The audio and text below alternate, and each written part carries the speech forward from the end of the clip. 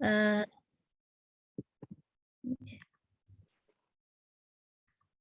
Oke, tuh jam 3:35.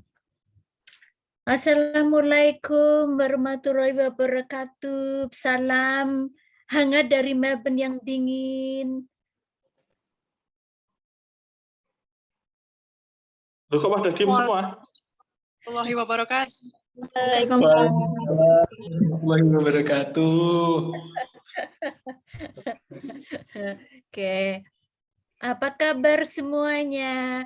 Jadi di kelas Buya Sinta dan kelas inisiatif Pak Dipa, kami senang sekali bahwa kalian semua aktif ya. Jadi kapan saja ingin bicara, silahkan. Oke, ini ruang waktu kesempatan untuk kita semua. Kita semua saling belajar.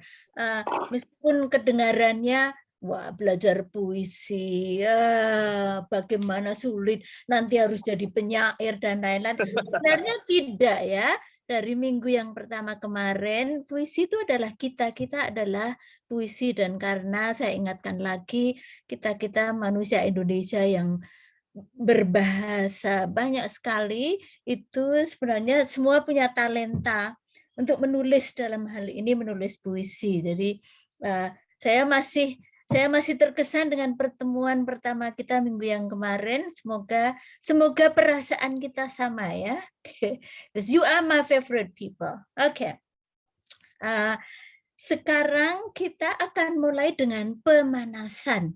Selalu ya di kelas saya pertama itu setelah greeting ya, setelah menyapa, itu pertama itu selalu harus ada pemanasan. Ya. Harus ada pemanasan. Kata benda, kata dasarnya panas, pemanasan sebuah kegiatan supaya semua siap untuk masuk dalam kegiatan yang akan kita lakukan ya. Pemanasannya dalam berbagai bentuk, tetapi ini menjadi salah satu strategi mengajar dan belajar. Kalau nanti kalian tertarik menjadi tutor, mengajari adik-adiknya, mengajari mungkin bukan orang Indonesia, untuk sesuatu, coba dimulai dengan pemanasan. Ya, dengan pemanasan nanti akan siap ya. Oke. Pemanasannya adalah saya ingin kalian semua menulis di chat room tentang apa ya? Apa yang sedang populer terjadi di Indonesia atau di dunia sekarang ini? Satu kata saja bisa dituliskan. Ya, coba ditulis di chat room. Kita mulai dari itu. Bisa yang terjadi di sekitar kita tadi pagi, mungkin ada kucing yang beranak di jalan, mungkin ada di televisi melihat apa, di berita di YouTube ada apa yang terjadi.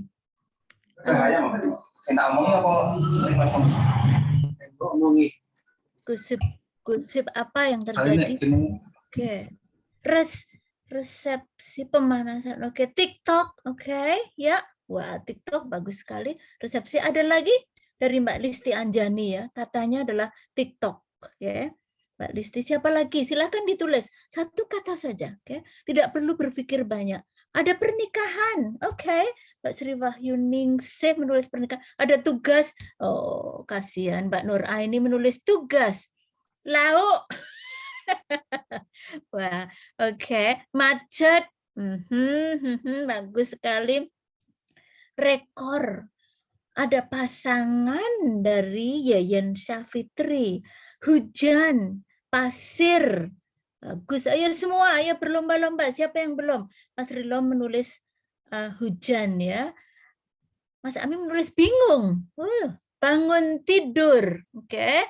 Bisa bangun. Emas, ada emas. Mungkin SEA Games, mungkin ya. Kuliah, tentu saja kuliah dengan Pak Dipa. Panas, ada yang menulis uang. Oke, minggu kemarin juga ada yang menulis uang. Pasti ini diilhami dari dosennya ya. Nasi kuning, sosial media, kucing tidur, perjalanan, volley, ya semua menulis semua. Tidak ada yang boleh ketinggalan. Menulis satu. Jadi itu bisa kebanyakan ternyata kata benda ya, menarik sekali. Jadi itu sebuah observasi yang sudah terjadi atau sedang terjadi atau sebuah kejadian, contohnya tadi TikTok, volley mungkin dari volleyball ya.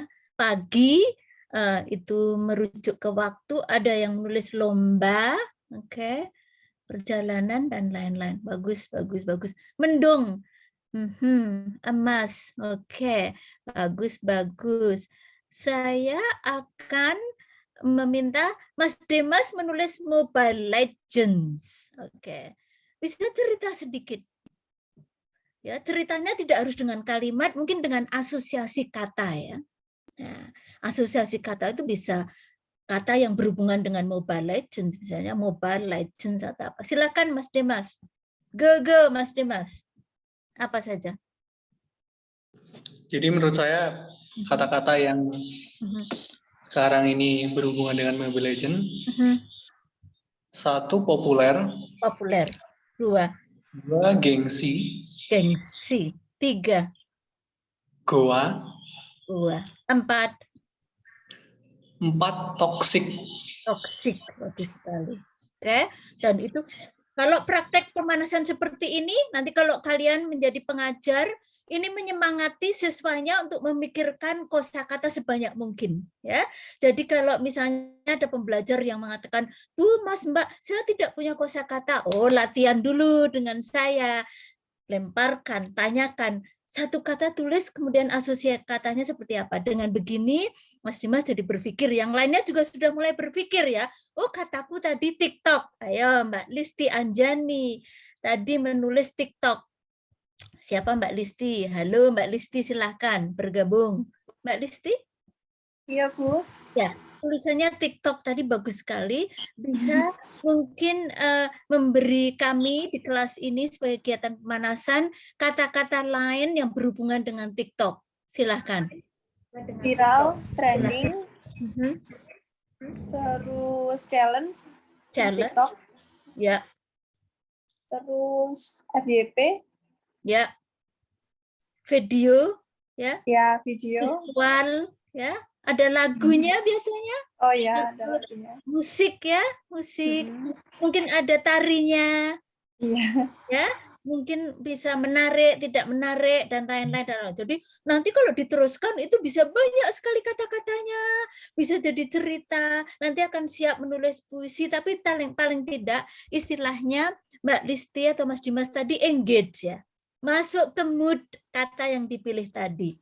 Kata tadi adalah berdasarkan pilihan yang tadi saya minta. Coba diperhatikan sekitarnya yang sedang terjadi apa? Oh, Mobile Legends dan TikTok. Oke, contohnya seperti ini. Oke, sekarang ada yang menulis tentang lauk. Landriani Normalita Maharani. Wah, Iya, Bu. Silahkan. Asosiasi katanya apa lauk? Enak, banyak. Ya. Apa lagi ya? Jenisnya apa? Hemat. Oke. Contoh-contohnya apa misalnya? Tempe, tahu. Aduh, tempe itu Tempe. lagu kebangsaan saya ya. Mungkin gereh ya. Iya. Ya. Lauk, kalau lauknya mahasiswa dengan lauknya Pak dosen sama atau tidak? Beda. Lauknya Pak Presiden dengan lauknya Duta Besar Korea di Jakarta sama atau tidak? Beda, Bu. Lauknya. Jadi sebenarnya itu nanti bisa merambah ke realita, ke topik yang lebih merujuk ke posisi misalnya ya. Lauknya Atta Halilintar mungkin tidak sama dengan lauknya siapa? Lauknya yang dimakan oleh siapa itu anggota grup dari NCT ya. Ini jadi nanti jadi gayeng sekali pembicaranya, dari kata lauk bisa kemana-mana ya. Oke, satu lagi mungkin hujan, Mas Rilo. Silahkan. Ada kata hujan. Ya, Bu. Hujan bisa berteduh, bisa makan Indomie rebus, bisa berteduh, bisa makan Indomie rebus seperti itu, Bu. Bisa masuk angin, bisa payung, bisa bocor, ya, bisa banjir. Nah, itu tadi konteksnya hujan itu konteks di mana? Di Solo atau di Jakarta atau di Melbourne atau di mana? Di Solo beberapa hari ke belakang hujan. Ya. Jadi ketika bicara hujan di Solo, semua orang seperti tahu konteksnya ya. Kok kondisinya seperti apa begitu ya. Terus ada yang disebut seperti tanda-tanda becek, mungkin harus pakai apa itu raincoat ya, jas hujan atau payung ya. Mungkin wedang ronde, yang menjual wedang ronde jadi laris dan lain-lain ya. Mungkin yang sedang jatuh cinta romantis, aduh hujan, ingat pasangannya yang dari jauh atau yang seperti itu. Sama dengan lauk tadi, sama juga dengan TikTok ya. TikTok konteksnya bisa internasional, TikTok Indonesia lain dengan mungkin TikTok yang ada di Amerika dan lain-lain ya. Ya sekali. Oke. Siapa yang sekarang volunteer sukarelawan yang ingin membicarakan sedikit tentang kata pilihannya tadi? Siapa yang kemarin belum bicara? Ayo. Volunteer sukarelawan? Silahkan. Ya, minggu kedua harus berani. Mas Ahmad Rizky tadi memilih kata apa? Macet, Bu. Oh iya, bagus sekali. Oke, coba beri kata sebanyak mungkin yang ada hubungannya dengan macet. Ada ramai, panas, jenuh, terus klakson. Ya, kecelakaan, ya, polisi, ya, infrastruktur, manusia, bisa kalau ada kecelakaan bisa nyawa, bisa hilang, meninggal, bisa kesedihan, bisa secara ekonomi bagaimana? Terus itu yang bertanggung siapa? Macetnya ada di Solo saja atau di mana-mana? Itu bisa ada konteksnya ya. Mas Rizky bisa membayangkan macet itu bentuknya seperti apa? Oke, terus yang menyebabkan itu seperti apa ya? Jadi kalau kita bicara tentang semiotik ya, itu bisa masuk konteksnya di situ. Macetnya di Singapura berbeda dengan macet tidak tahu di Bangkok atau di Solo, Semarang atau di Jakarta ya. Jadi bagus sekali. Sekarang kalian bisa mulai melihat ya usaha saya untuk memberi contoh bahwa ketika kalian memilih kata, kalau kemudian nanti dipikirkan secara mendalam, kemudian didiskusikan, dianalisa dengan asosiasi kata, dengan situasi kata benar, itu menjadi sebuah makna, ya, makna yang tidak hanya bisa dimengerti oleh kalian sendiri, mungkin dengan orang yang juga berpikir tentang lauk atau TikTok atau macet atau pernikahan atau yang lainnya seperti itu ya. Jadi itu seperti sebuah kesepakatan, sebuah aturan, sebuah konvensi-konvensi yang semua orang sudah tahu dan disepakati bahwa ada macet itu karena ini ya. Nah, ini saya tidak akan bicara daki-daki tentang semiotik, nanti Pak Dipa yang akan meneruskan, tapi kira-kira seperti itu. Dan puisi dengan kajian semiotik itu yang kita lihat ya itu tadi. Judulnya seperti itu. Oh, di mana? Kata yang lainnya apa? Membuat kamu merasa apa? Ya. Terus siapa? Ya, yang makan lauk siapa? Lauk murah, lauk tempe, lauk ramen, lauk macam-macam dan lain-lain. Jadi sedikit banyak itu yang disebut semiotik. Oke, yang berikutnya latihan yang selanjutnya. Oke, siap-siap ya. Oke. Jadi saya akan menulis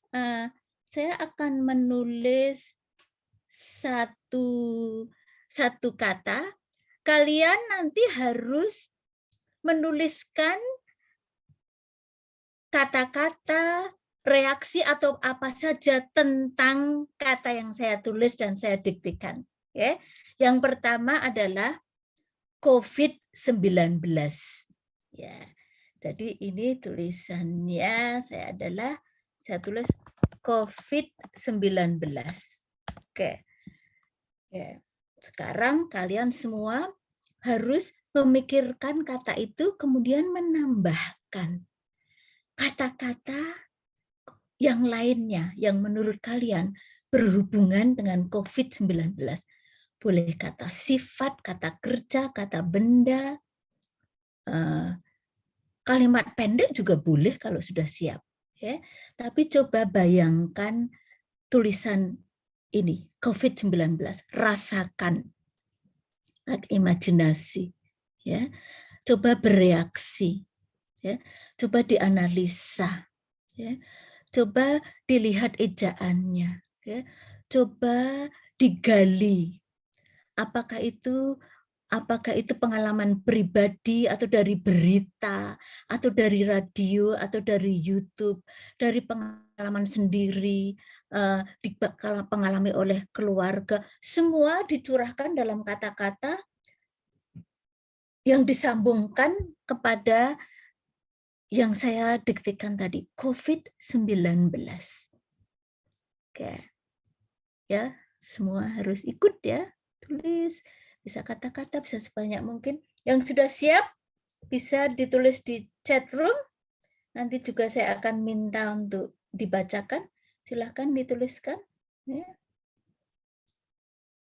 Yang tadi ada satu kata bagus-bagus ya, beranjak, lawan, berjalan, motor, pagi, lomba, masker, bagus.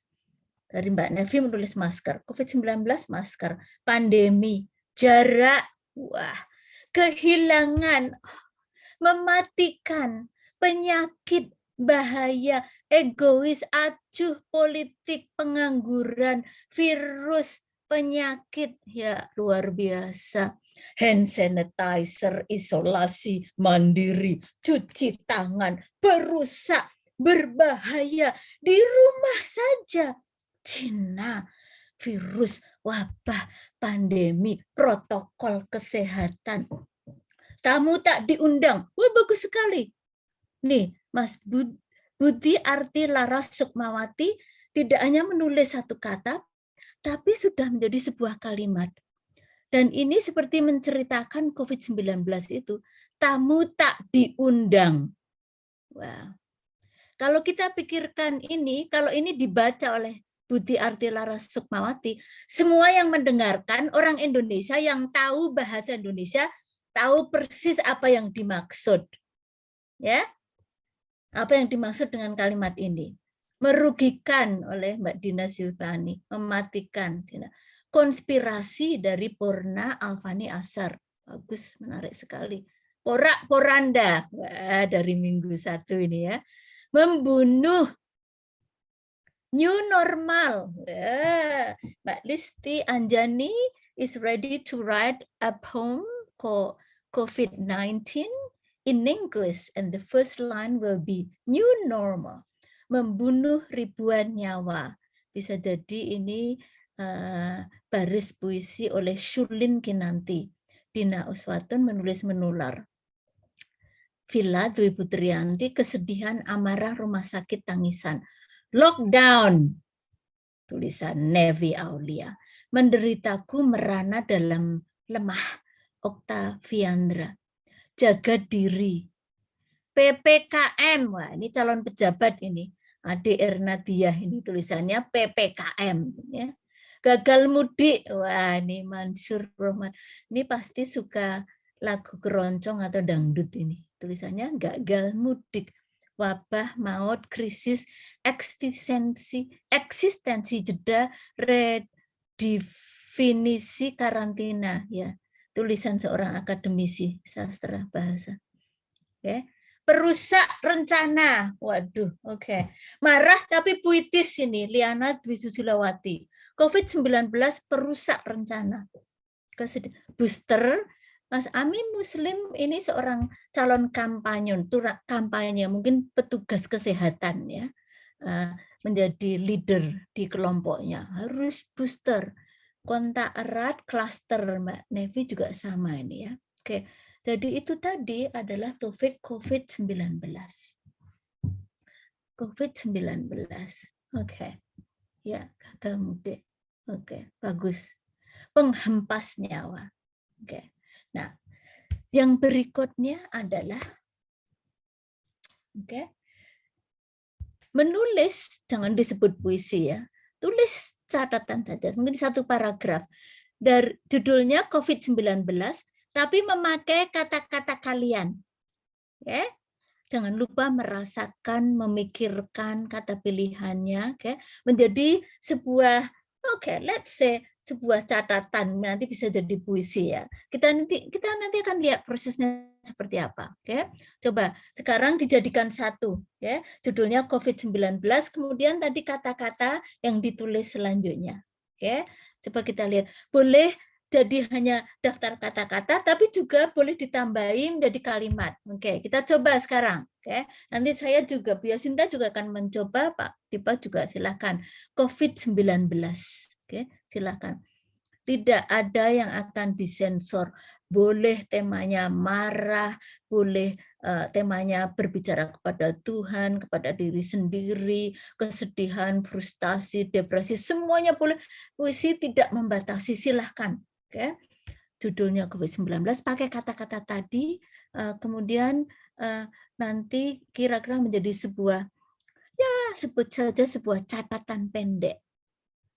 Oke, nah itu melahirkan puisi yang nanti bisa dikaji dengan kajian semiotika, ya, karena artinya adalah kajian yang menghubungkan teks sastra dengan fenomena di masyarakat. Apakah itu sosial atau budaya, ya, yang terjadi di sekitar kita. Oke, jadi pokoknya saya tuh praktis sekali orangnya. Kalau ada teori sedikit langsung saya minta mahasiswa untuk melakukannya supaya nanti ingat, oh ini semiotika toh Bu. Iya. Jadi fenomena yang terjadi di sekitar kita itulah yang dimaksud dengan kajian semiotika. Pilihan katanya nanti merujuk ke apa, di mana, masalah apa. Oke, sudah siap? Yang sudah siap bisa berbagi di chat room atau nanti dibacakan juga boleh. Oke, boleh dibacakan ya. Ya, nanti saya akan bacakan punya saya. Ya. Terus nanti saling menilai, ada jurinya ya. Ada jurinya. Tapi kita mulai jam 3.30, berarti jam 4.50. Ya. Yo, siapa yang sudah siap? Yang sudah siap bisa dituliskan di chat room, tidak perlu banyak-banyak ya. Ini pertama kali, nanti kalau jadi ilham sebuah puisi tulisan, nanti sudah kelas bisa ditambah lagi, bisa diperbaiki lagi, bisa dikirimkan ke kami, bisa mungkin membuat klub puisi dengan teman-teman, saling bertukar pendapat. Yo, siapa yang sudah siap tadi? Tadi katanya bagus-bagus. COVID-19, penghempas nyawa. Manusia tak ada. Kira-kira ya. Enggak. Nah, siapa yang sudah siap? Wow, dari Landriana. Oke, bagus sekali. Landriana Normalita. Di mana? Landriana silahkan. Oke. Ya, Bu. Jadi bisa dibacakan, bagus sekali. Dimulai dengan judulnya ya, COVID-19 lalu dibaca tulisannya. Silahkan. Yo. COVID-19. Pergilah kau dari semesta, hadirmu meresahkan, tiada henti, timpa kepedihan. Bagus sekali ya. Oke. Jadi ini posisi, ini reaksi, ini pandangan Mbak Landriana terhadap judul tadi ya, judul COVID-19. Oke, siapa lagi? Siapa lagi yang ingin berbagi? Mungkin tidak ditulis di chat room. Oke, Mas Dimas Prima, silahkan dibacakan supaya yang lainnya bisa mendengar. Silahkan. Baik, Bu. Judulnya Kopat Covid. Ayo, bagus, kreatif sekali. Tuhan telah mati di pandemi. Egois kau bunuh nurani dengan acuhmu. Ku tak peduli politik, yang ku peduli kasihmu. Wow, bagus sekali ya. Oke, bagus ya. Yang pertama tadi bagus dari Mbak Landriana. Dan berbeda, coba lihat diksinya, coba lihat reaksinya, coba lihat kalimat-kalimatnya. Berbeda ya, jadi dua orang sangat berbeda sekali. Dari yang tadi sangat ada emosi, ada perasaannya, melankolis, ya, resmi. Saya pikir posisinya yang dari Mas Demas, kalimat pertamanya ada yang lucu, serius tapi lucu. Kopat-kopit, ya, istilah Jawa itu ya, istilah Jawa yang mengenali itu pasti akan wah. Tapi kemudian ada percakapan dengan Tuhan atau tentang Tuhan. Tuhan telah mati di pandemi. Berarti ya, penulis ini menganggap pandemi ini luar biasa sekali, sangat mematikan, bahkan Tuhan juga. Egois kau bunuh nurani dengan acuhmu. Ada kata acuh. Ku tak peduli politik. Jadi sebenarnya politik yang mengatasnamakan atau menyalahgunakan COVID itu tidak bertanggung jawab karena itu bisa mematikan. Bagus sekali.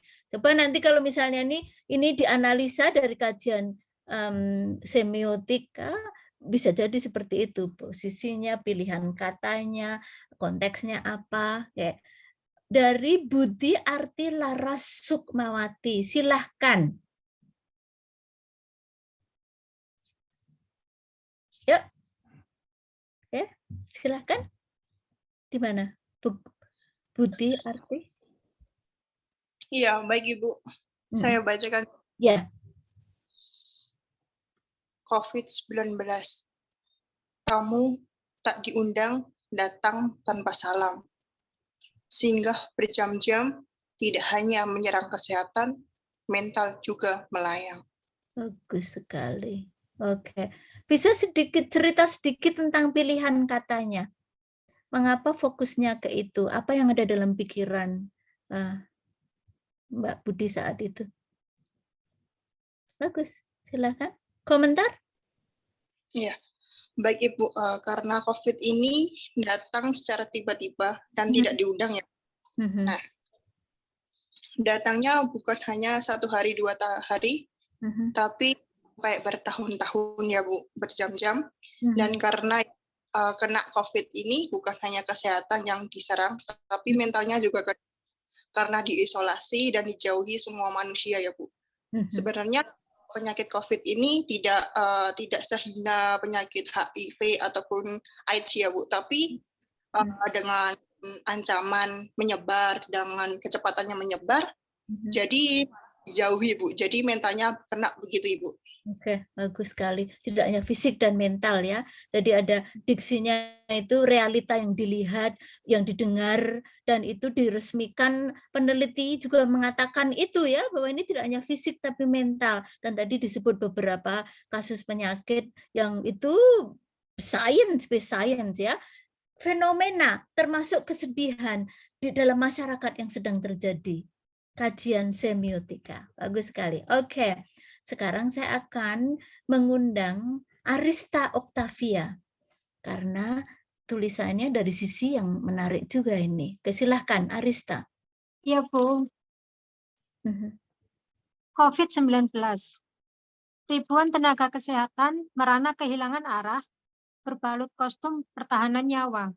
Oke. Bagus sekali. Bisa cerita sedikit dari sudut pandangnya ya. Tadi dari Mbak Budi tentang kesehatan mental dan fisik. Tadi ada Kopat Kapit dan ada Tuhan dari Mas Demas. Kemudian ada perasaan melankoli. Dari Mbak Arista ini tentang tenaga kesehatan dan kostum. Silahkan.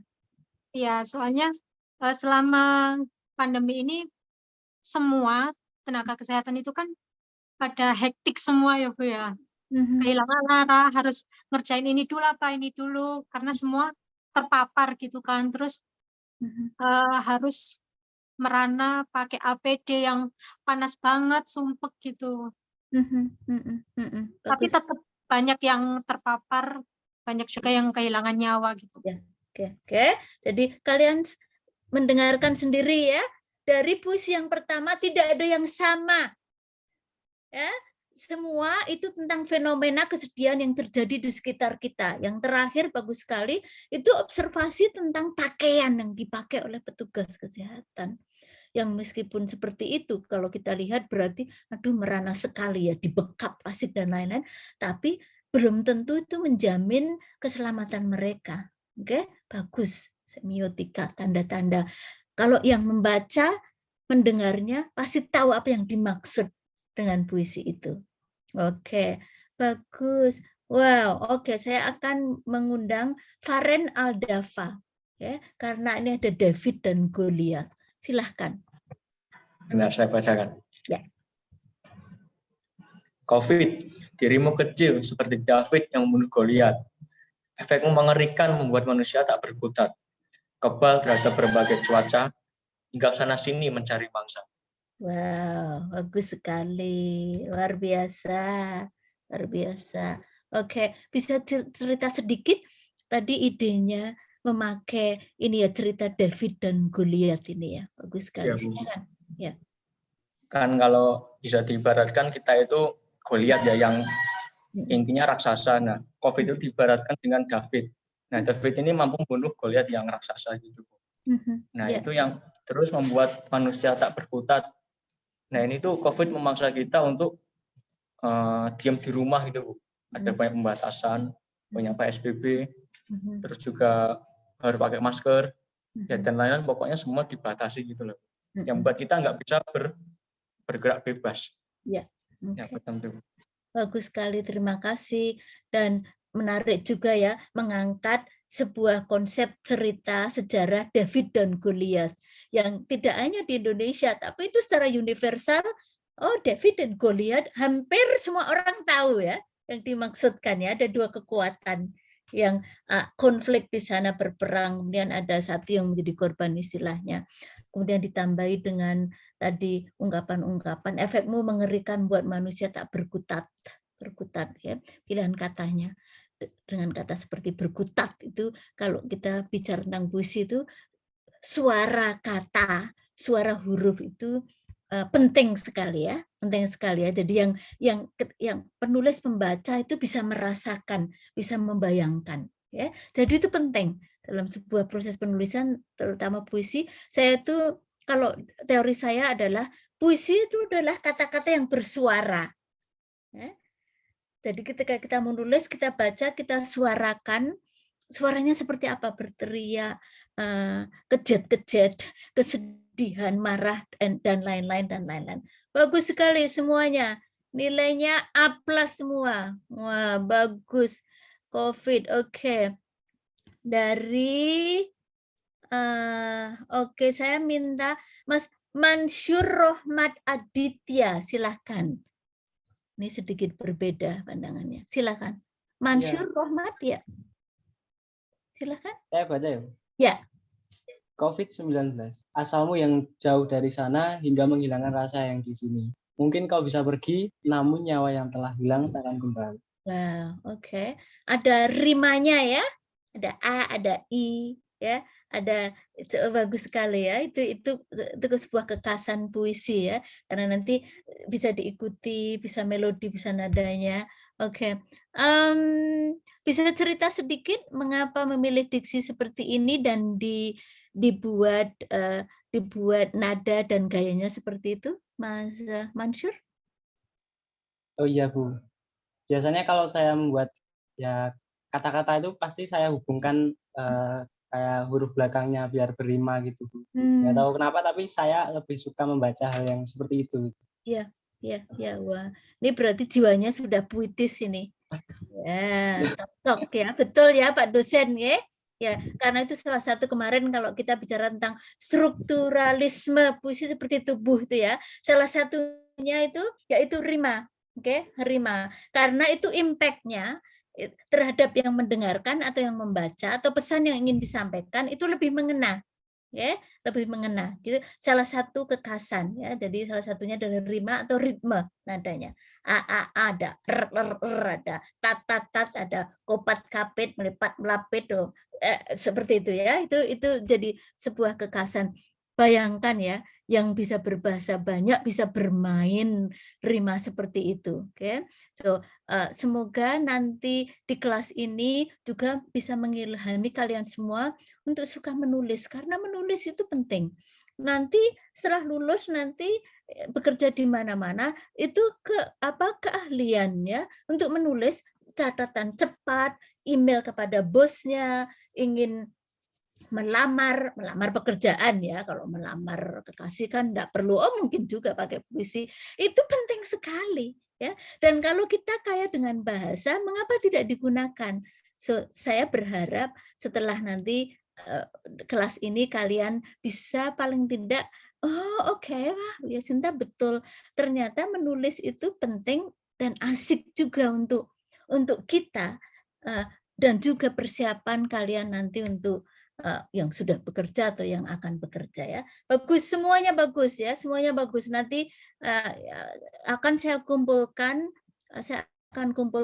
semuanya, meskipun tidak semuanya mendapat kesempatan membacakan. Terima kasih sekali, it's beautiful, wonderful, lovely, keren-keren semuanya. Oke, yang penting semua bisa mengerti prosesnya seperti ini. Oke, bagus. Nah, sekarang saya akan mungkin coba sebentar. Saya bisa share screen tidak ya? Bentar. Oh, was disable. Oh, oke. Ya, tidak bisa. Oke, tidak apa-apa. Mungkin saya akan bacakan sebentar. Saya tuh tadi menulis punya saya ya. Ya, saya lihat dulu di bagian mana tadi. Bentar ya. Bentar. Oke. Oke, bunyi puisi saya seperti ini. COVID-19. Teko ora kondo-kondo. Kapan lunga? Ora cerita-cerita. COVID-19 nebas. Ngeblas. Ngegas. Saya menulisnya dalam bahasa Jawa. Waktu itu ada acara daring ya. Terus karena dalam bahasa daerah semua peserta disuruh menulis puisi, temanya waktu itu yang terjadi saat itu ya, fenomena adalah COVID-19. Jadi yang saya pikirkan kata-katanya adalah COVID-19 ora duwe welas. Pakai as semuanya seperti itu. Ini masih draft ya. Nanti saya akan lihat lagi, kemudian saya lihat perkembangannya sudah selesai atau belum ya. Karena saya juga ingin menantang diri saya sendiri, bisa menulis dalam bahasa Indonesia, dalam bahasa Jawa juga perlu ya, juga perlu. Oke. Bagus. Sekarang saya akan ini mendiktekan yang berikutnya. Oke, ini kesempatan untuk yang lainnya yang tadi belum dibacakan ya. Judulnya adalah KKN. Oke, ayo. Judulnya KKN. Ayo sekarang KKN. Ayo, silahkan langsung saja menulis catatan atau puisinya. Kata yang saya pilih adalah KKN. Silahkan. Oke. KKN. Nulis defender. Nulis.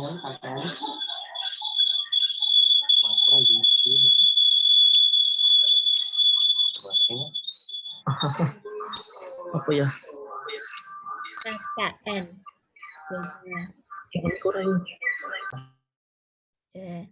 Coba siapa ya? Ini berarti brainstorming ya, berarti yang ini konteksnya yang mana, aku ingin merujuk yang mana, KKN siapa, apa yang sedang populer sekarang ini ya. Siapa yang kelihatan serius nih? Mbak Melati. Oke, Mbak Melati bisa berbagi. Oke, sudah berapa kata yang ditulis untuk KKN? Belum, Bu. Belum ada satu kata pun? Asosiasi katanya apa? Kalau saya memberi kata KKN, dalam pikirannya Mbak Melati yang muncul apa? Horor, Bu. Ya, bagus. Sudah itu. Wah, ya ampun, itu sudah jadi tesis itu. KKN, terus katanya horor. Ya, kan? Semiotika. Semua tahu. Budi, Mas Dimas tertawa. Mbak Adi juga, KKN, kata yang berikutnya horor. Itu pilihan diksi yang bagus. Tidak hanya diksi, tapi itu konsep. Itu bahkan sudah menjelaskan semuanya ya. Coba, Mbak Nurul, katanya apa? Sama dengan Mbak Melati atau tidak? Atau yang lainnya? Jadi katanya KKN, ya berbeda. Katanya apa? Silakan. Pengabdian. Pengabdian, bagus. KKN, horor pengabdian. Oke. Mbak Yeyen, katanya apa dari KKN? Desa penari, Bu. Penari. Oke. Oke, bisa diceritakan sedikit. Jadi dikumpulkan tadi satu konsepnya, kemudian cerita sedikit. Mengapa muncul itu? Go, silakan. Karena filmnya viral. Jadi, oke, dimulai lagi cerita ya. Jadi KKN, Sang Penari itu adalah film yang viral. Terus apa lagi? Oke, berapa kalimat lagi? Coba ditambahin lagi.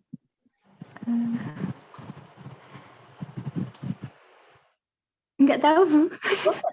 Oke ya. Oke. Siapa yang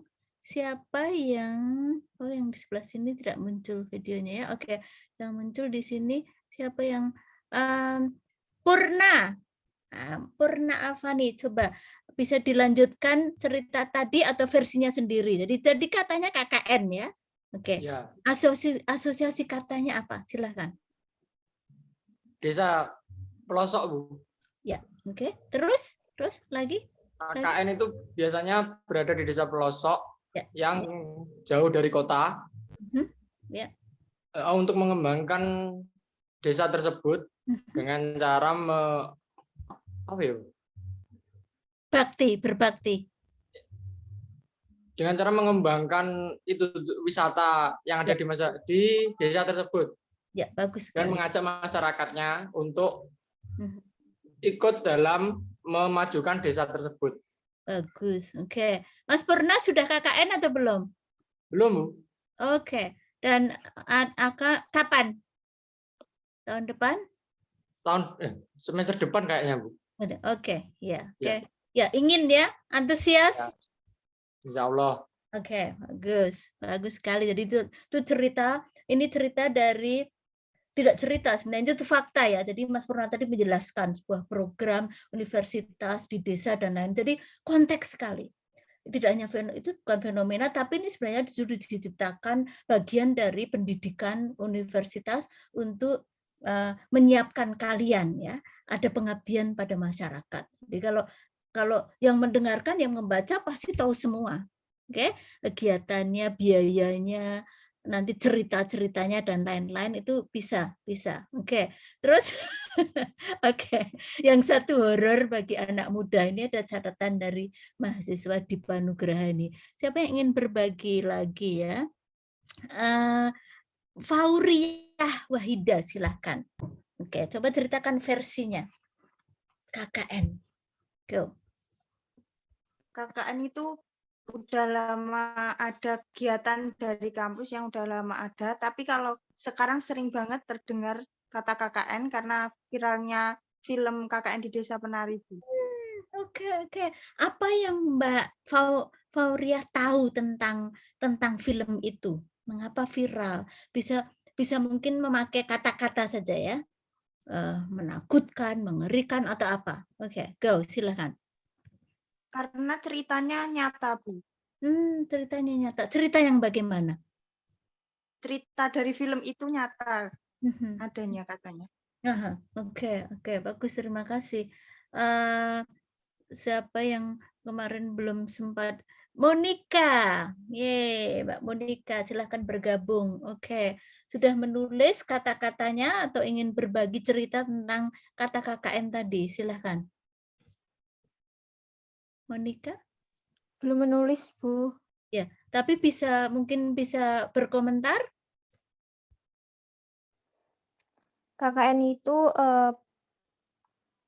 berkembangnya di masyarakat. Biasanya mahasiswa yang akhir biasanya berinteraksi dengan masyarakat setempat untuk memperoleh informasi-informasi di daerah atau tersebut. Dan itu bagus, itu program yang bagus menurut Monica? Bagus, Bu, sangat-sangat bagus. Oke, terima kasih. Sekarang saya ingin bertanya kepada tadi yang spesifik sekali ya, menyebut KKN kemudian menghubungkan dengan KKN di Desa Penari. Oke, siapa yang tahu sedikit banyak tentang itu? Siapa? Ayo, silahkan bergabung, cerita sedikit supaya yang lainnya nanti mungkin melihat siapa yang tahu.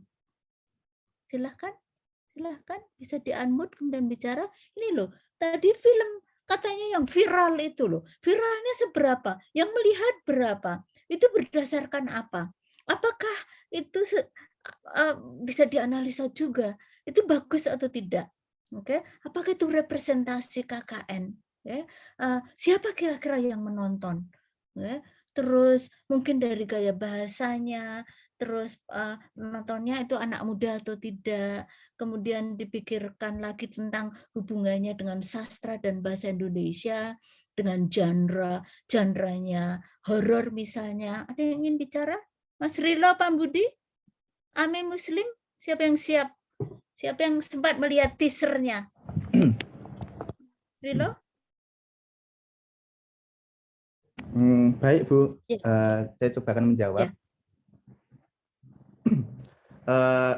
Kenapa KKN Desa Penari viral atau booming sampai saat ini? Karena apa? Karena cerita tersebut di-up ke media atau viral itu pada tahun 2019. Nah, pada saat itu pendengar itu sudah antusias untuk melihat secara nyata dari cerita tersebut atau difilmkannya dari sebuah cerita KKN di Desa Penari. Nah, pada saat film mau launching, ternyata ada wabah yang sedang melanda ini, yaitu COVID-19, membuat film itu gagal untuk launching atau tertunda. Nah, film itu launching pada akhir bulan kemarin dan membuat film itu laris manis karena masyarakat sudah antusias menunggu film itu setelah menunggu bertahun-tahun, Bu. Karena dengan penasarannya cerita dari si pembuat cerita tersebut, mengapa ya film itu bisa viral sampai kemarin tuh tembus 7 juta tayang itu, Bu. Orang sudah menonton. Oke, terima kasih ya. Berapa orang di kelas ini yang sudah menonton? Saya. Oke. Wow, oke. Ya. Berapa nilainya? Berapa bintang, Mas Amim? Berapa ya, Bu? Kalau sudah tahu ceritanya itu tidak terlalu kaget, Bu. Mungkin 8 lah, karena sudah tahu ceritanya dulu. Ya. Mungkin kalau teman-teman yang awam belum tahu ceritanya, penasarannya tinggi, mungkin bisa 9,5 atau mungkin perfect gitu. Oke, ya. Jadi ternyata KKN di Desa Penari seperti yang dijelaskan oleh Mas Rilo tadi, dan saya mengikuti karena itu di Twitter, di Facebook, di mana-mana diberitakan ya. Nah, itu bisa dianggap sebagai sebuah fenomena masyarakat. Bisa diperdebatkan, tapi ada elemen budaya menurut saya. Ya.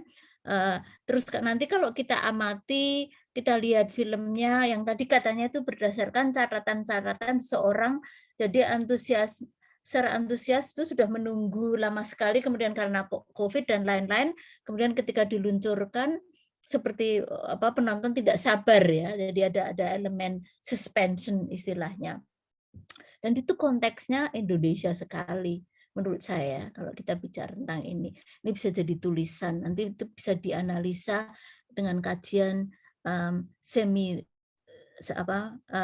tiga tadi ya, kasnya tadi sudah dijelaskan, sebenarnya itu program bagian dari universitas ya, dari pemerintah harus, terus nanti ada berapa istilahnya, ada nilainya, ada laporannya dan lain-lain. Kemudian ada orang yang menulis ya cerita ini, kemudian jadi viral, kemudian difilmkan, kemudian jadi sebuah produk ya, sebuah produk dan sangat kontekstual sekali.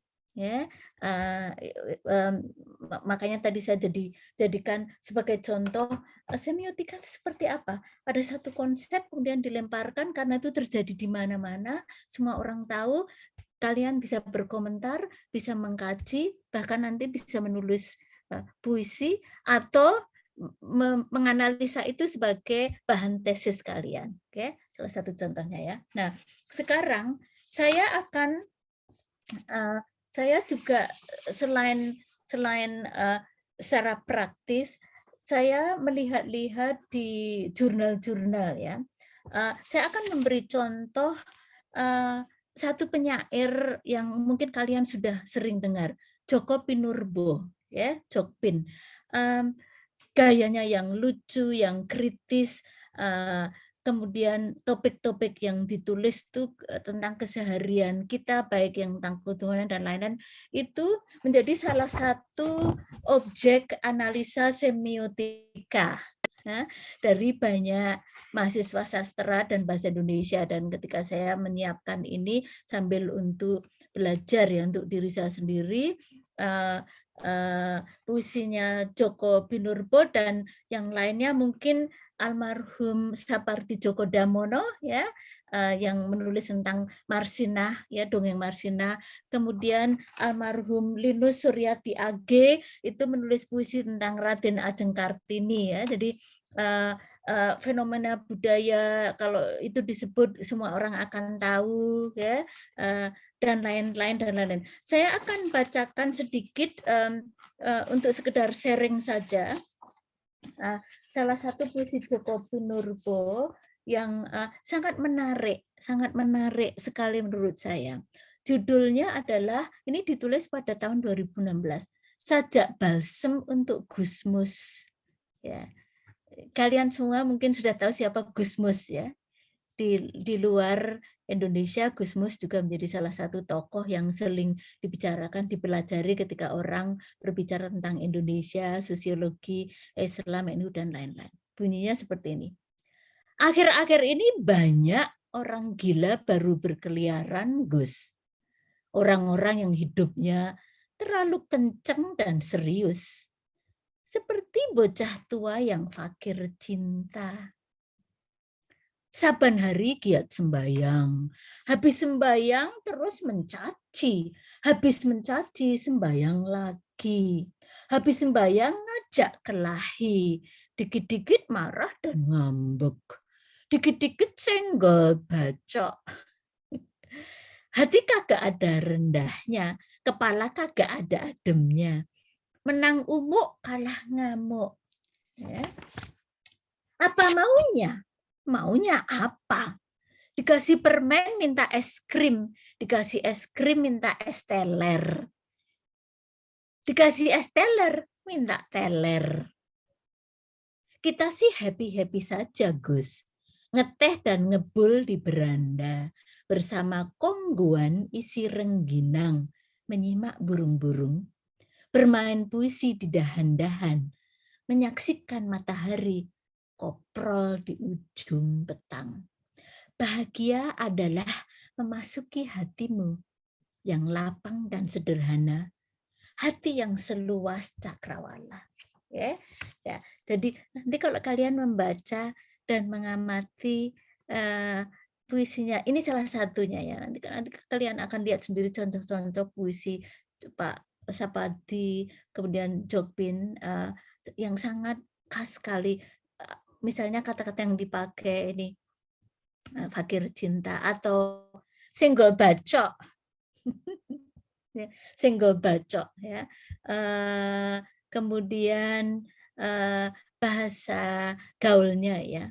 Kepala kagak ada ademnya, menang umuk kalah ngamuk. Pada Jawa ada bahasa gaulnya, ada istilah tadi yang saya sukai, single bacok. Itu sangat populer sekali. Single bacok, ayo siapa yang bisa menjelaskan? Siapa yang belum bicara ya?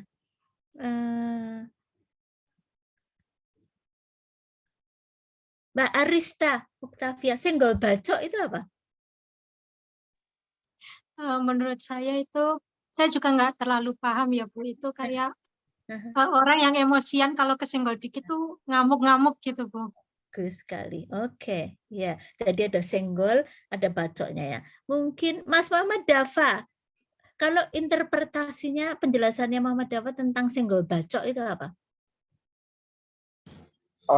Kalau menurut saya itu senggol bacok ya seperti yang dijelaskan sama Mbak Arista tadi. Jadi senggol bacok itu sebuah definisi yang disematkan kepada orang yang emosian Bu atau temperamental gitu Bu. Kalau jadi,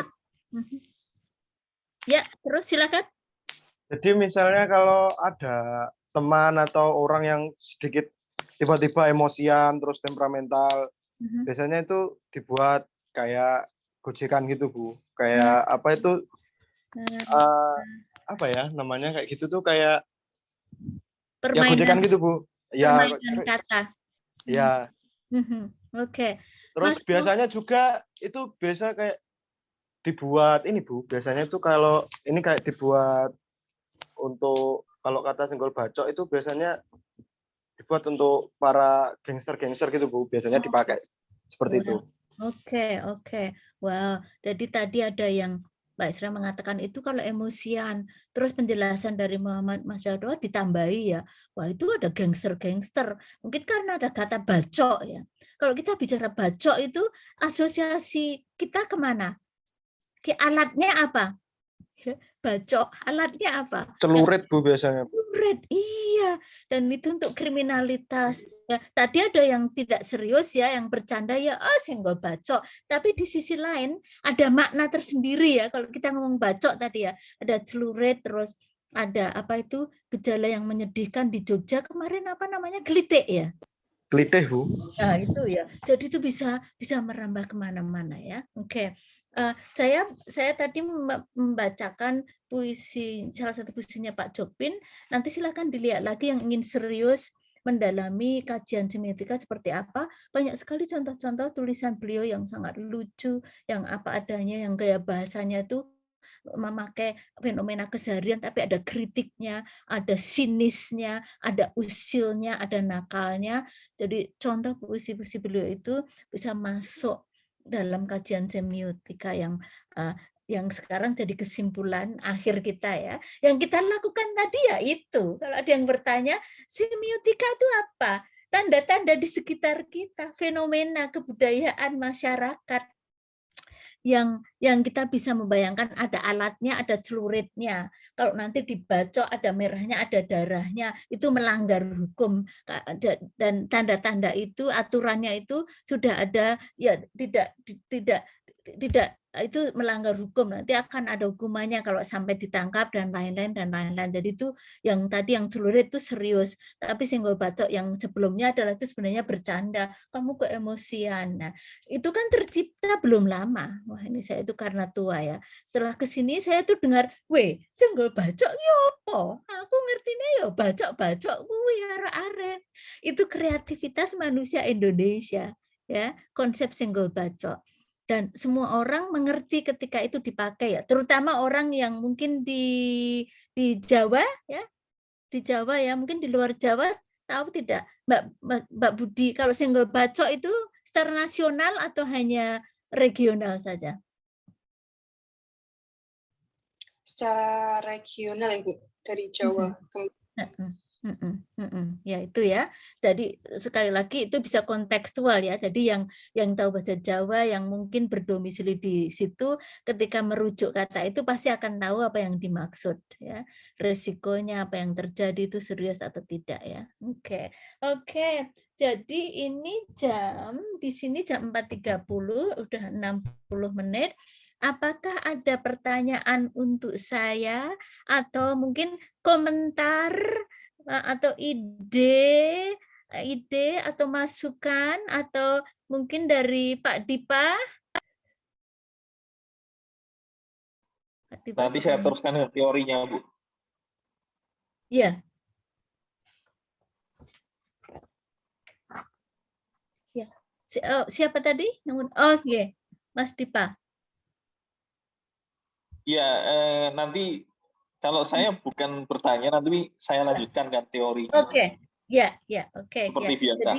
Jadi, terima kasih itu tugasnya ya, kebagian yaitu yang kebagiannya itu tadi saya hanya langsung praktek memberi contoh kepada teman-teman di kelas ini yang contoh praktisnya itu seperti itu. Kita menulis apa yang terjadi, fenomena yang terjadi di sekitar kita atau yang kita amati, dirasakan, dikritik, dijadikan catatan, dijadikan alat protes dan lain-lain. Kira-kira gambarannya seperti itu.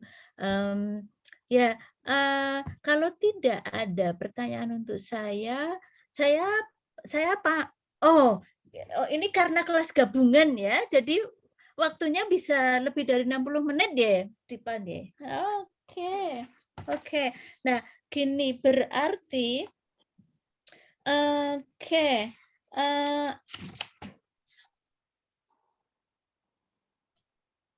saya akan tadi waktu KKN kok sudah lah. Bagus. Jadi gini, kita akan diskusi lebih lanjut dengan meminta beberapa yang sudah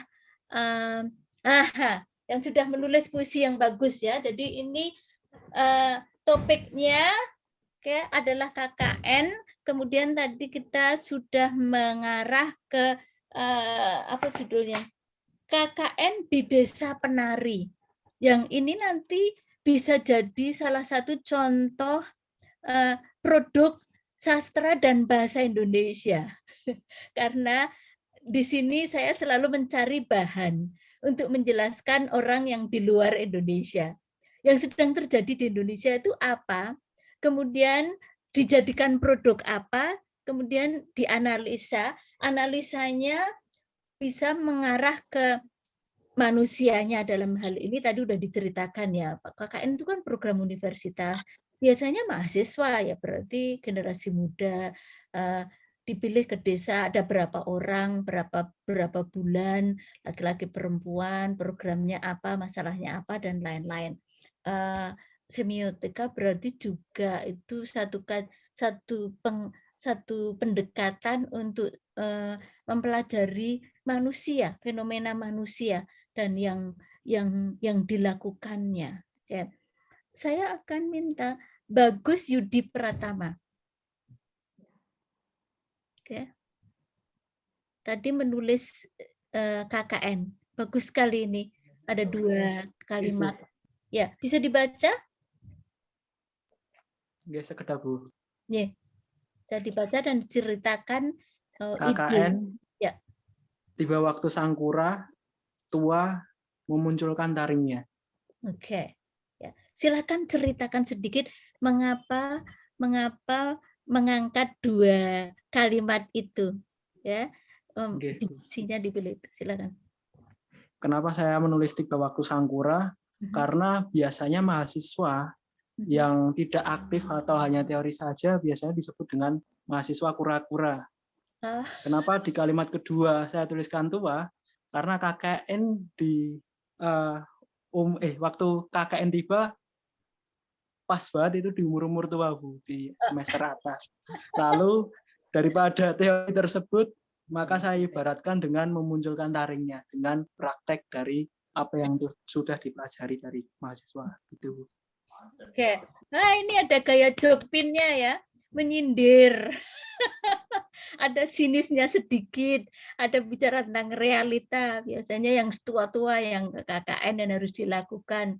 Ada kritikan tentang teori dan prakteknya, tapi diksinya juga bagus. Tiba waktu sang kura tua memunculkan taringnya. Terima kasih. Oke. Nah, saya bacakan, ini dikirimkan oleh seorang mahasiswa yang bernama Dipa Nugraha. Judulnya, yang satu horor bagi anak muda, satunya lagi horor bagi negara. Oke. Mungkin kita tanyakan ya kepada rekan kita, mengapa memilih diksi itu? Maknanya apa?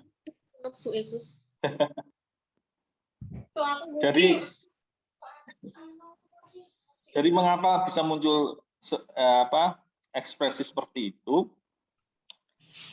Karena sebenarnya kan esensi dari semiotika itu kan sebenarnya permainan tanda ya, asosiasi tanda, kemudian bagaimana realitas itu terrepresentasikan melalui kata dan permainan makna. Gitu.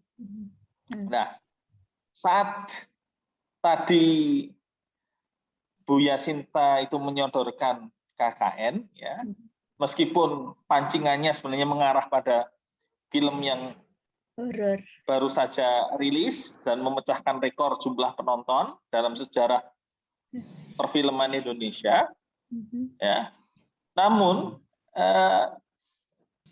singkatan 3 huruf ini selain kuliah kerja nyata kan sebenarnya juga bisa mempunyai makna lain kalau misalkan kita hendak bermain-main dengan istilah KKN, yaitu korupsi, kolusi, nepotisme.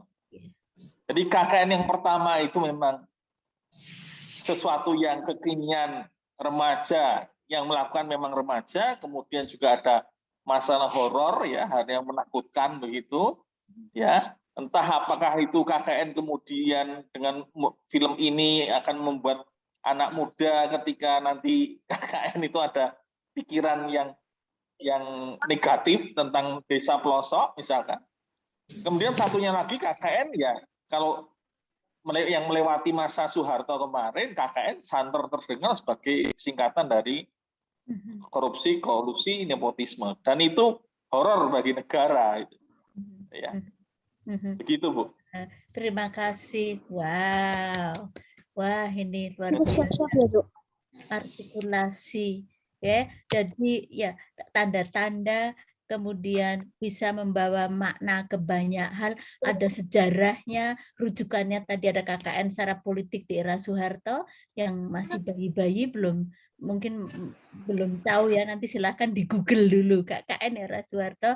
Kemudian KKN yang sekarang sedang viral yaitu KKN di Desa Penari, ada horornya, ada menggambarkan fenomena yang sedang terjadi ya, sosial media, film dan lain-lain, dan perfilman Indonesia. Terima kasih Mas Dipa. Saya akan meminta Muhammad Nur Aziz. Nah, karena ini kita belum menyentuh satu hal ini ya. Saya minta Mas Muhammad Nur Aziz, silahkan. Masih ada dengan kita atau belum? Atau sudah? Mas Muhammad Nur Aziz? Sudah? Saya bacakan ya. KKN. Katanya cinta bersemi di sana. Ketika saling bertemu yang tak disengaja. Nuansa di desa yang masih segar udaranya. Nah, ini belum disentuh tadi ya. Jadi apa itu? Kalau dulu zaman saya disebut apa itu cinlok ya, siapa yang tahu cinlok, cinta lokasi ya, selalu ya, namanya juga anak muda. Oke. Waktu generasi saya selalu ada siapa yang lirik-lirikan dengan siapa, ada sobat saya yang jadi itu menikah sampai sekarang saya sering kontak masih di Jogja ya, cinta lokasi. Ini sudah tidak bergabung lagi Mas Muhammad, tapi ini sangat manusiawi sekali. Mungkin biasanya di universitas itu dari fakultas yang berbeda ya, kemudian dijadikan satu grup kan, kemudian di lokasi di sebuah lokasi kemudian harus bekerja sama dan lain-lain. Jadi ya manusia juga ya.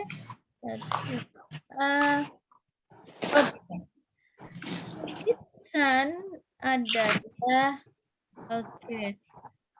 Mbak Ade Ernadiah tadi belum berkontribusi, silahkan Mbak Ade.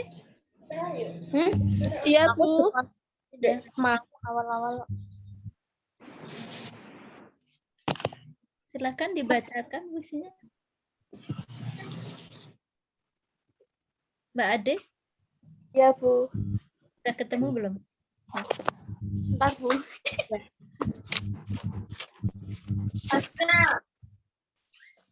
Puisinya apa, Bu? Oh, yang tadi ditulis ya, ada catatan di sini saya lihat itu ada yang Ade Ernadiah Ayu Pitaloka. Ya. KKN masuk sana aku datangi, kesopanan diuji, pengabdian ku jalani, semoga pulang kembali. Oke, bisa cerita sedikit tentang pilihan katanya dan rujukan yang dipakai di catatan ini, di puisi pendek ini? Kok main pasar juga enak ya, Dek? Ya, Bu. Jadi kan kalau KKN di desa pedalaman, dapat lama mesti harus dijalani. Harus 4 orang. Nah, di sana harus juga rakyat kayak sama dengan sopan, nanti tidak terjadi apa yang tidak diinginkan, jadi kayak pulang kembali. Ya, oke. Ya, jadi terima kasih. Ini merujuk ke program KKN yang resmi yang jadi bagian dari studi mahasiswa di Indonesia ya. Oke. Oke. Rela mengabdi. Oke. Ya. 10-15 menit lagi. Terima kasih. Nah, ini. Oke. Siapa yang belum? Saya ingin minta yang belum berkontribusi. Mbak Siti Hastutik ada? Siti Hastutik. Masih bersama kita? Mbak Siti? Sudah tidak ada. Oke. Mbak Nur Aini. Silahkan. Oke, Bu. Monggo. Dibaca ya, Bu? Ya. KKN, rela mengabdi di sebuah tempat baru, beradaptasi dengan suasana baru, bersosialisasi dengan rekan dan masyarakat baru demi menyalurkan sebuah ilmu. Oke. Nah, ini calon dosen atau guru ini jelas sekali dari diksinya, dari nada, dari kalimatnya ya. Wow. Oke. Terima kasih. Berenang sebenarnya. Oke. Anwar Rofian. Masih ada? Mas Anwar Rufian? Bu. Ya, monggo. Ini unik juga. Silahkan bisa berbagi dengan kita, dibacakan, kemudian mungkin diceritakan sedikit ide tulisannya dari mana? Spontan saja sih Bu tadi. Ya, bisa dibacakan? Ya. KKN bagaikan berenang sembari mandi. KKN momen di mana aktualisasi mengabdi sembari memilih opsi pengisi relung hati. Oke. Kalimat yang terakhir itu maksudnya apa? Mengabdi sembari memilih opsi pengisi relung hati. Ya, mungkin kan pas KKN kan banyak berjumpa dengan banyak masyarakat, Bu. Banyak masyarakat dan di situ kan juga banyak, dan mungkin di situ kan juga dibuatkan seperti apa ya, membuat proker sesama teman gitu, dan mungkin dari sering sering dari intensitas berdiskusi ngoten itu, intensitas berdiskusi mungkin dari situ menimbulkan rasa dari situ, Bu. Oke. Aduh, sulit, Bu, mengutarakannya. Tidak apa-apa, bagus. Menurut saya ini nyata, seperti yang saya katakan tadi ya, cinlok itu sering terjadi. Usianya biasanya sama atau hanya selisihnya sedikit. Kemudian kalau meskipun satu universitas, tidak dari satu fakultas atau satu jurusan, kemudian harus menghabiskan waktu bersama, mungkin cara pandangnya jadi sama, itu kan normal sekali, manusiawi menurut saya. Jadi selain tanda-tanda, ada juga teori yang mengatakan semiotika itu sebenarnya juga mengaji, menggali tentang manusia sendiri ya, termasuk itu tadi, kalau bersama-sama dalam waktu tertentu melakukan kegiatan yang sama, kemudian saling melirik dan mungkin cocok, saling jatuh hati bisa jadi ya. Jadi ini betul sebenarnya, betul. Oke, terima kasih. Oke, Ya, Bu. bagus sekali. KKN mengikat bukan tali. Oh, dari Mbak Oktaviandra. Ya. Tadi saya baca Mas Demas Primada. Nah, ini selalu unik ini. Coba bisa dibacakan dan cerita sedikit idenya dari mana ini, dari sudut pandang apa, Mas Demas, silakan. Baik, Bu. Kuliah kerja nembak. Cerita cinta yang terfasilitasi, cerita cinta dalam abdi, cerita cinta datang tanpa permisi, temukan jodoh yang kucari.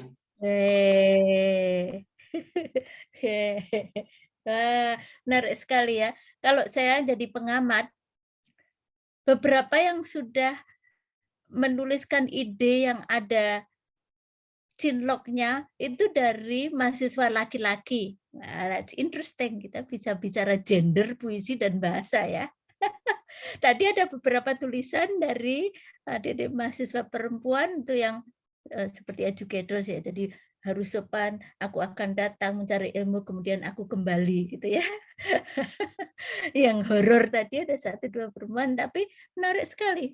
Kayak apakah? Nah, itu bisa psikologi juga. Apakah dengan begitu mahasiswa laki-laki di Indonesia itu lebih bisa mengartikulasikan perasaan cinta mereka dibandingkan dengan mahasiswa perempuan? Elemen gendernya. Ya, oke. Itu dari diksinya juga ya. Atau dari kelucuannya. KKN disingkat menjadi kuliah kerja nembak. Ada kuliahnya, ada kerjanya, ada nembaknya. Ya siapa tahu namanya juga mencari jodoh katanya di situ. Cerita cinta yang terfasilitasi. Cerita cinta dalam abdi. Ada rimanya. Ya. Cerita cinta datang tanpa permisi ya. Kalau jatuh cinta kan tidak permisi. Kadang-kadang ada konflik juga karena ada orang ketiga atau sudah jadi nggak jadi, kemudian jadi karena cinta lokasi, jadi hi. Temukan jodoh yang kucari. Atau karena memang sudah usianya sudah siap, sudah akan lulus dan lain-lain, itu menjadi salah satu agenda. Oke. Nah, kembali lagi tadi realita nyata ya, dihubungkan dengan apa yang dipikir oleh manusia itu sendiri. Oke, bagus sekali. Jadi masih ada 5 menit sekarang itu bagus. Oke, saya pikir saya akan akhiri dengan kesimpulan ya di kelas puisi minggu kedua ini. Yang pertama terima kasih, yang kedua saya sangat terkesan sekali sudah ada perubahan besar dari minggu yang pertama kemarin sebagai kelas pengenalan ya, strukturalisme puisi sebagai sebuah tubuh, sebuah bangunan ya, dengan mencoba menulis sendiri. Jangan lupa PR-nya ya. Nanti kalau minggu depan kalau ada yang sudah jadi, yang kemarin itu ya, sastra adalah, oke. Dan satunya lagi saya lupa, kata kunci.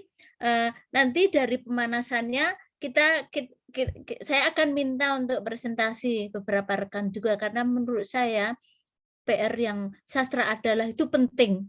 Saya ingin itu menjadi salah satu produk kita semua di kelas ini. Sastra adalah, ya, yang sudah siap minggu depan silahkan dibagikan, misalnya Bu Yasinta, saya sudah punya draft ini, boleh saya baca. Nah, kalau bisa nanti saya minta izin kepada Pak Dipa. Minggu depan saya ingin memakai breakout rooms, ya. Jadi ada beberapa puisi, apakah itu dari kalian semua atau dari pilihan saya, terus nanti dianalisa, didiskusikan dalam kelompok kecil, ya, dengan kalian. Nanti saya akan putuskan kajian apa yang akan kita pakai. Masih ada 2 yang ingin saya calonkan, yang jelas itu sastra feminisme, ya. Saya akan angkat itu karena itu jadi bagian salah satu ketertarikan. Saya juga sering menulis tentang itu, yang menurut pengalaman saya sastra feminisme konteksnya Indonesia, karena menurut saya sastra feminisme itu harus transaksional, itu adalah lingkungan. Dan sudah ada beberapa yang sudah saya publikasikan. Yang satunya lagi nanti saya diskusikan dengan Pak Dipa. Ada beberapa usulan di situ, ya, ada stalis, ada mungkin intertekstualitas atau stilistika puisi atau resepsi misalnya, karena ini sudah overlap, ya, sudah overlap. Kalian sebenarnya begitu banyak kegiatan ini tadi sudah melakukan resepsi, ya, Pak Dipa, nih. Oh, ini seperti ini. Oh, ini puisi saya menulis seperti ini. Semiotikanya jelas. Yang nanti salah satu kelas dari saya adalah kritik sastra feminis, dan saya ingin mengangkat potensi-potensi dari penulis dari Indonesia dengan konteks lingkungan dan posisi bahasa sastra Indonesia yang akan menjadi penting di dunia menurut saya. Yang saya katakan tadi, saya boleh bermimpi. Mimpi saya adalah kita semua bisa mengangkat, bisa memberitahu.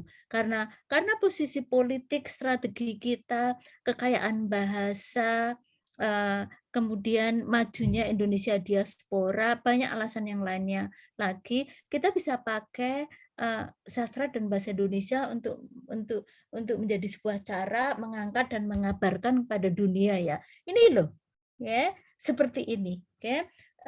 Jadi untuk kelas yang berikutnya kita akan jajaki itu.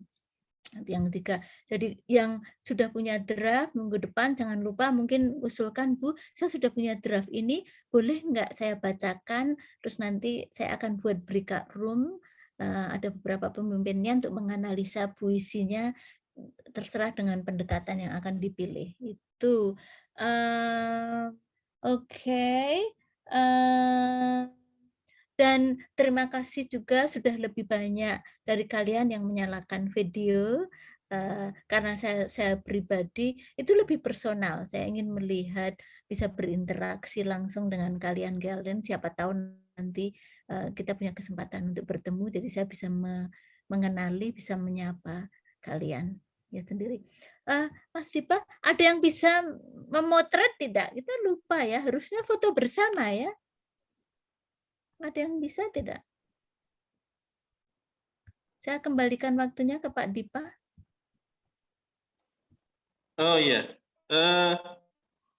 bisa Bu, ini memotret ini para peserta. Hanya saja ini saya memakai telepon genggam. Oke. Jadi iya, saya tidak tahu caranya kalau memotret dengan telepon genggam. Oke, mungkin ada Mas atau Mbak yang bisa atau tidak, atau kita rencanakan minggu depan, minggu berikutnya. Mas Dimas bisa? Mungkin minggu depan. Saya pakai HP juga. Oke. Oke, jadi kita rencanakan, ya, kita rencanakan bisa minggu depan atau minggu yang berikutnya, untuk kenang-kenangan, ya, kenangan. Iya, Ibu. Iya. Ya, terima kasih. Jangan lupa menulis terus. Yang suka menulis digali lagi bakat itu.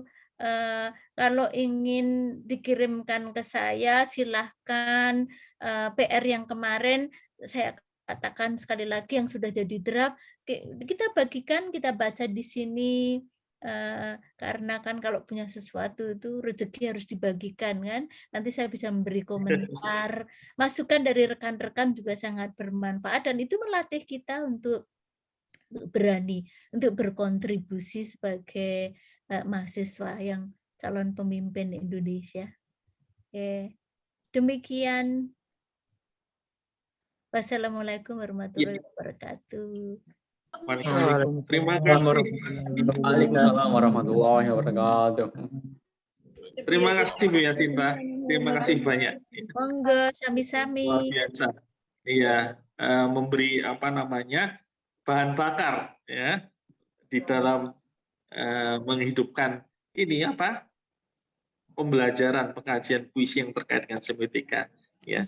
Saya malah ketambahan bahan di dalam menjelaskan teori. Monggo Ibu kalau mau tetap di ruangan monggo, kalau mau keluar dari ruangan ya monggo. Ya.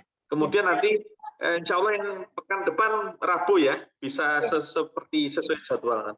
Yes, siap. Matur nuwun Ibu. Sugeng dalu, sudah dalu di sana kan? Nggih, jam. Nggih. Matur nuwun, monggo. Jaga kesehatan kalian semua, kesehatan nomor 1 ya. Jangan sakit. Oke, sampai minggu depan. Pamit Din. Matur nuwun, monggo. Pertukaran dosen. Oh, jadi Oke, bismillahirrahmanirrahim. Assalamualaikum warahmatullahi wabarakatuh. Jangan lift dulu, teorinya belum dapat.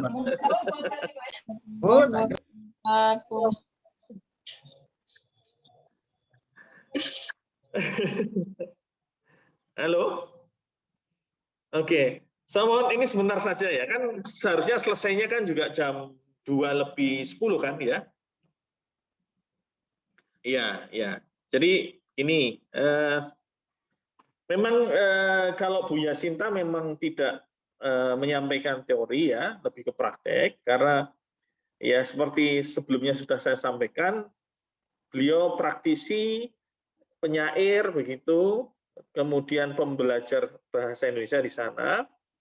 Ya, kalau bicara teori, baliknya ke saya, dipasrahkan ke saya.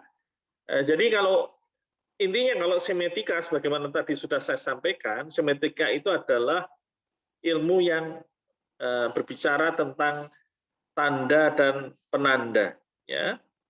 Jadi kalau ada satu tokoh yang paling sering disebut, ya, meskipun sebenarnya ada nama-nama lain ya, ada misalkan ada Umberto Eco misalkan, atau misalkan kalau di Indonesia ada nama Umar Yunus ya, tapi kebanyakan orang berbicara semiotika itu menyebut nama Michael Rivatere ya, Rivatere. Bukunya berjudul Semiotics of Poetry ya. Di dalam bukunya ini yang terbit tahun 70-an, Rivatere itu memperkenalkan selain dia membahas ulang tentang semiotik ya, dia memperkenalkan 2 cara pembacaan di dalam seseorang itu membaca ya, menafsirkan teks. Yang pertama adalah pembacaan heuristik ya, heuristik, dan yang kedua adalah pembacaan hermeneutik ya. Kalau heuristik itu pembacaan sebagaimana Anda menafsirkan kata per kata di dalam kalimat berdasarkan pengetahuan kita literal ya, sebagaimana Anda bisa dapati makna kata-kata itu di dalam kamus. Ya. Kemudian ketika pembacaan itu lebih intens atau di dalam proses itu kemudian Anda mendapati sesuatu yang berbeda ya, itu sudah masuk ke pembacaan hermeneutik. Jadi hermeneutik itu sudah pembacaan tingkat lanjut. Anda kok misalkan ada kalimat, loh kok ini maknanya lain ya? Apa kok ini kok beda dengan kelihatannya mempunyai makna lain ya? Anda kalau dalam proses mencari-cari kemudian mengasosiasikan satu kata atau satu ekspresi atau satu kalimat dengan sesuatu yang lain, atau bisa jadi sesuatu yang sudah lazim dipakai di suatu kebudayaan, Nah, itu sudah masuk namanya pembacaan hermeneutik. Hermeneutik sendiri ya sebagai satu istilah itu adalah istilah lama. Ya. Istilah ini merujuk pada sebenarnya ya pada kajian Bible. Ya, Bible itu Bible ya, bahasa Indonesia Bible. Ya. Dari kata hermenein ya, hermenein artinya menerjemahkan, menafsir, ya, mencari makna, muncullah istilah hermeneutik. Jadi hermen sendiri itu di dalam mitologi Yunani itu adalah manusia yang ditugaskan dewa untuk menyampaikan pesan-pesan dewa supaya manusia bisa paham. Ya. Jadi apa yang disampaikan dewa ya, supaya manusia paham yang menyampaikan hermen ini ya. Hanya saja ini jangan ditafsirkan seperti nabi. Loh kok bisa, Pak? Karena begini konsepnya. Kalau di dalam mitologi Yunani, bahasanya dewa, apa yang dipikirkan dewa, itu terserah si hermeni ini untuk mentransfernya kepada manusia. Ya, beda misalnya dalam konteks Rasulullah Muhammad SAW, kalau kita bicara Islam, kan beliau ketika masalah Quran, kan beliau didikte, bukan redaksinya itu bukan dari beliau. Beda dengan misalkan hadis qudsi atau hadis. Ya, kalau hadis qudsi itu makna dari Allah. Ya, mirip seperti itu. Mirip ketika Rasulullah SAW itu dalam konteks hadis. Jangan disamakan konteks Quran. Nah, ini kadang orang kalau tidak paham konteks seperti ini kadang kacau ya. Ada akademisi Indonesia terkenal sudah profesor itu menyamakan tradisi Bible dengan tradisi Quran. Jadi ada perbedaan di situ ya.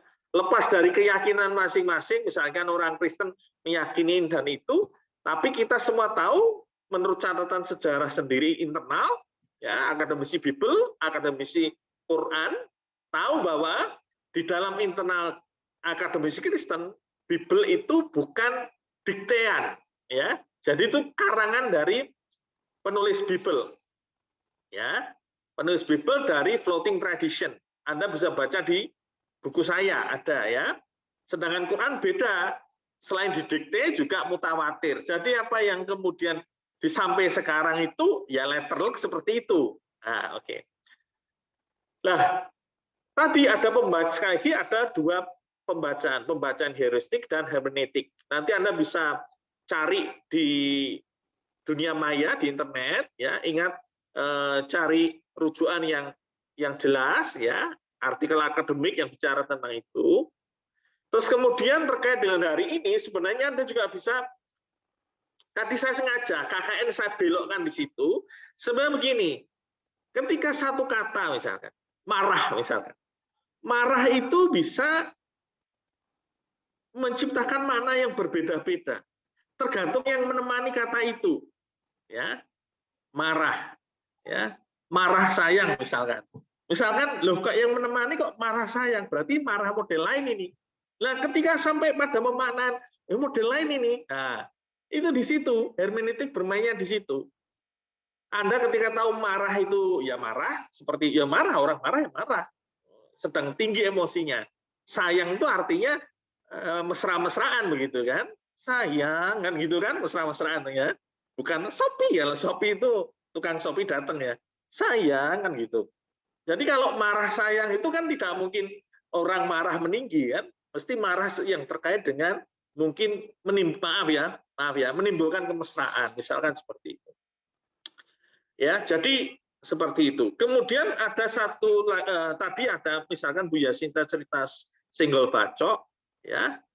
Itu bisa maknanya bisa tergantung, kan itu sudah menjadi satu tanda petik istilah baku. Itu nanti maknanya juga bisa berubah ketika ya istilah ini muncul di dalam sajak percakapan, misalkan di dalam sajak itu ada percakapan antar kawan, ya kan? Senggol bacok itu nanti maknanya berbeda, ya. Kemudian padahal dalam konteks tanda dan penanda tadi senggol itu artinya kalau disenggol ya bakal bacok, ya, sensitif, baper, ya. Jadi emosi mudah disulut dan seterusnya dan seterusnya. Bayangan yang seharusnya bacok itu tadi Bu Yasinta mengarahkan pada celurit, gitu. Tapi dalam konteks single bacok, makna itu berubah. Jadi yang sebenarnya bacok itu awalnya asosiatif dengan celurit, ketika muncul single bacok, bacok itu bisa macam-macam di dalam istilah single bacok. Ya, ternyata bisa pukul, tidak harus dengan celurit, bisa dengan golok, tebas, ya. Tapi itu tetap dimaknai sebagai single bacok. Nah, itu kan unik di situ lah. Semiotik itu bermainnya di situ. Ya.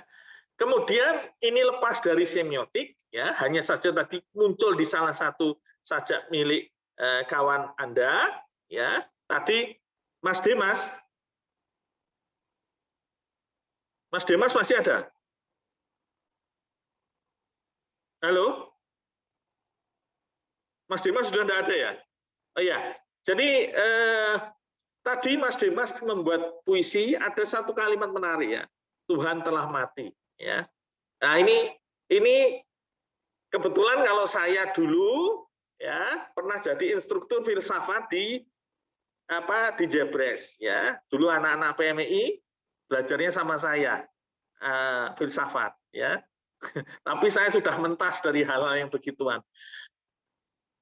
Ungkapan Tuhan telah mati itu ada kaitannya ya, yang jelas itu God is taught, ya, God is taught, bahasa Inggrisnya God is dead, ya. Itu adalah ungkapan dari Friedrich Nietzsche. Ya, Friedrich Nietzsche itu seorang Jerman yang bukunya Das Buch Zarathustra atau terjemahnya Dendang Zarathustra, ya, bagi orang yang baru belajar filsafat kelihatan keren, ya.